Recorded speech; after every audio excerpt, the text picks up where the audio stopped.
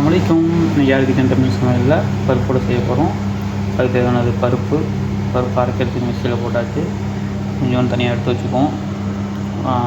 மிளகா, வெங்காயம், கருவேப்பிலை, பூண்டை நல்லா தட்டி எடுத்து வச்சுக்கணும்.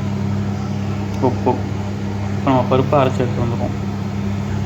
பருப்பை ஒரு 4-5 மணி நேரம் ஊற வைக்கணும். ஊற வச்சுட்டு தான் அரைக்கணும். அரைச்சி எடுத்து வந்தாச்சு. இது அப்படியே ஒரு பவுலுக்கு மாற்றிடுவோம். இப்போ நல்லா குறப்பறந்து அரைச்சி எடுத்து வந்தாச்சு. பவுலுக்கு மாற்றிட்டோம். கொஞ்சம் பருப்பு எடுத்துக்கிட்டோம்னா அதையும் போட்டுருவோம். இந்த மாதிரி கருவேப்பில்லை, மிளகா, வெங்காயம் எல்லாத்தையும் போட்டுருவோம். வெங்காயம் எல்லாத்தையும் போட்டாச்சு. பூண்டு போடுவோம். பூண்டு நல்லா தட்டி எடுத்து வச்சுக்கணும்.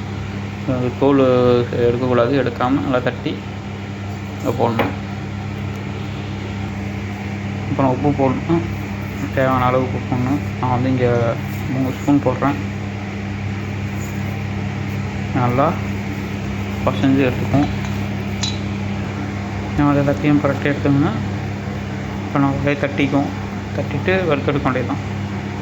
இப்போ என்ன செஞ்சால் நம்மளோட மாவு ரெடி ஆகிடுச்சு. நம்ம கொஞ்சமாக எடுத்து ஒரு உண்டை மாதிரி பிடிச்சி தட்டி இந்த மாதிரி எடுத்துக்கணும். இந்த மாதிரி எல்லாத்தையும் எடுத்துக்குவோம்.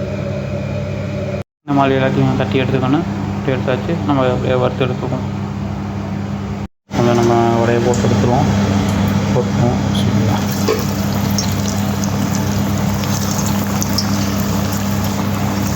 எல்லாத்தையும் போட்டுருவோம்.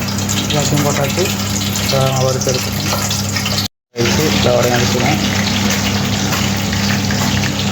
உடையும் எடுத்தாச்சு.